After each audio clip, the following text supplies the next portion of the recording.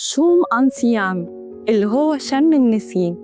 القدماء المصريين هم أول ناس بدأوا بشم النسيم اللي هو كلمة شمو.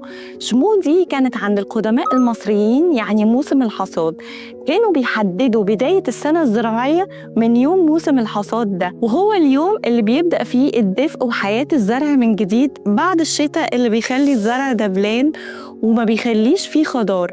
فبيبدأ عندهم موسم الحصاد يبدأ من بداية التلوين، وده كان يوم كانوا القدماء المصريين بيحتفلوا بيه كلهم، كانوا بيحتفلوا بيه على إنه موسم الحصاد. ومع الوقت لأنه اليوم ده بيبقى جميل جداً وكله ألوان ودفء وريحة حلوة، فإحنا طورنا الموضوع لشم النسيم وخدنا كل أجواءه، بس إحنا قعدنا نطور فيها حبة حبة لحد ما وصلنا لأجمل يوم اللي هو شم النسيم. الفرق بقى إنه الناس زمان كانت بتحتفل بس حوالين النيل، كانوا بيقعدوا حوالين النيل يقعدوا يحتفلوا باليوم ده، كانوا بيقعدوا حوالين النيل أو في الجناين القريبة من النيل عشان يشحنوا طاقتهم من تاني. وبصراحة هو ده وسيلة فعلاً إنك تشحن طاقتك وتجددها من تاني، وده كان بيخليهم يعرفوا يكملوا السنة ويبدأوا سنة جديدة وهم متفائلين وفرحانين، متفائلين وفرحانين بأنه الحصاد هيبقى أعلى في كل سنة. كده طبعاً انت عرفت إزاي بدأ شم النسيم وليه مكمل معانا، عشان هو طقس حلو وجميل بصراحة وكل الأجواء بتاعته مفرحة. بس انت عرفت إيه حكاية الفسيخ والرنجة اللي انت بتاكلهم، اللي هو بمعنى أصح السمك المملح. السمك المملح ده كانوا وسيلة بيعملوها القدماء المصريين عشان يحتفظوا بالسمك لأطول فترة ممكنة، لأنه الملح كان بيمنع إنه السمك ده يتعفن.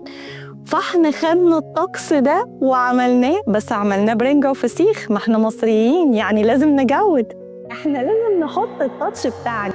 فعشان نحط التاتش بتاعنا عملنا ايه؟ عملنا رنجة وفسيخ وانت النهاردة بتاكلهم.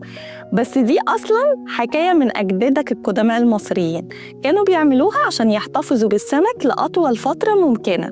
طيب والبيض الملون، البيض اللي انت بتمسك ولادك تقول لهم هاتوا فرشة وتعالوا نلون، ده رمز للربيع والألوان والزرع والزهوة.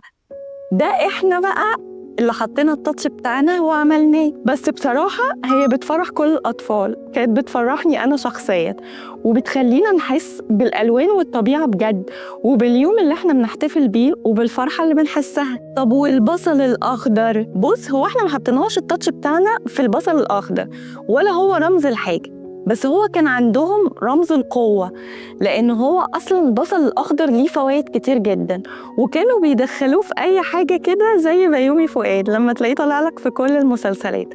كان المصريين القدماء بيستخدموا البصل الأخضر في كل حاجة، لأن هم كانوا بيتكلموا إن فوائده كتير جداً، من أول صحتك ومناعتك وتجديد شبابك كمان. طب والترمس؟ الترمس ده التاتش بتاعنا باين جداً، لأن هو حاجة مسلية جداً ورخيصة وبصراحة طعمها حلو جداً، وأنا شخصياً بحبها وبموت فيها.